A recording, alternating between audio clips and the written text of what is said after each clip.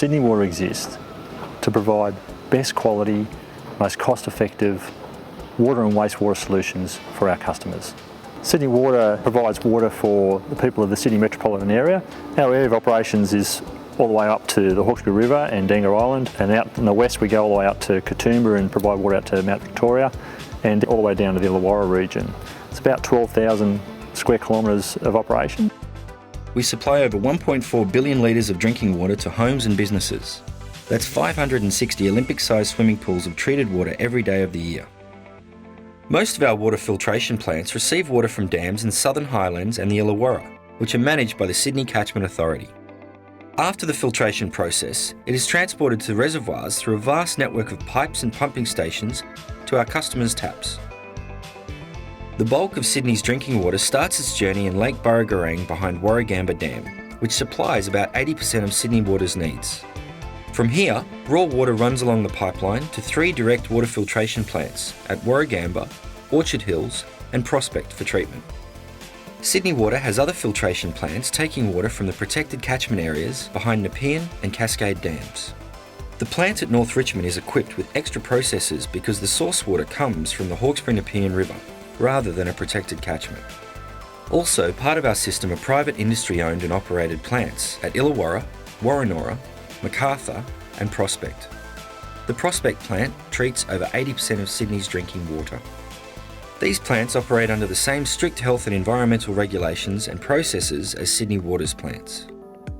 The Sydney Desalination Plant is also part of the drinking water story and supplies water to the Prospect and Warrenora systems under agreement with Sydney Water according to the operating rules set by IPART. Water quality at the dam is affected by many factors and can vary from day to day. So the Sydney Catchment Authority continually carries out tests to determine the best draw-off level to supply us for further treatment. Treatment processes vary at different locations, depending on the technology of the plant and the water it receives, but the basic steps are largely the same. First, raw water passes through screens that remove large materials such as leaves, twigs, and other particles. Chemicals are added so that remaining small particles join together, coagulate, and form into larger masses, floc. The main coagulant used is ferric chloride. Small amounts of polyelectrolyte are also used to enhance floc formation, aiding the filtration process. The water passes through filters made up of sand or a combination of sand and anthracite, crushed coal. These filters trap the floc and separate it from the filtered water. After filtration, chlorine is added to remove any remaining pathogens. The final water is also treated with small amounts of either lime, caustic soda, or carbon dioxide for pH control.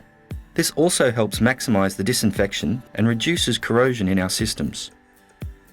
Not all of our plants receive source water from a protected catchment. Here is the team at North Richmond Water Filtration Plant to explain how we produce drinking water from the Hawkesbury-Nepean River. Here we are at the Hawkesbury River at North Richmond Water Filtration Plant. The plant draws its source water from this river, and as such the water is quite variable, and we have many different processes at the plant to cater for the treatment of this water. At the raw water inlet we've got some bar screens to keep out the large debris. After the bar screens there are some finer screens before the water reaches the pumps to keep out the weeds. The pumps supply up to 50 megalitres a day. This is the clarifier process at North Richmond Water Filtration Plant. The water we've received here from the river is full of particles, minerals, colour and turbidity. These particles are negatively charged. If we add a positively charged chemical such as ferric chloride, these particles will then coagulate together. They'll form flocs which will sink to the bottom of the clarifier. A scraper process in the middle of the clarifier will then remove this to the desludge chambers. The supernatant water on top of the clarifier is then passed on to the dual media filter process. DAF, which stands for dissolved air flotation, is a more effective process for removing algae from our source water. Algae may be present in the warmer months of the year. This is the dual media filter process. The dual media in this case is sand and filter coal. Any particulate matter that is left over from the sedimentation or DAF process will be trapped in the media at this point. After the water passes through these dual media filters, it is sent to the GAC contactors. GAC, which stands for granulated activated carbon, puts a further polish on the water and removes any taste and odour compounds that may be present. After filtration, chlorine is added to the final water. This is to kill any remaining pathogens. Fluoride is added to the final water as a requirement by New South Wales Health to help prevent tooth decay. We test our drinking water according to the Australian Drinking Water Guidelines and New South Wales health requirements. The guidelines were set to ensure drinking water is firstly safe and secondly meets aesthetic targets such as taste, odour and appearance.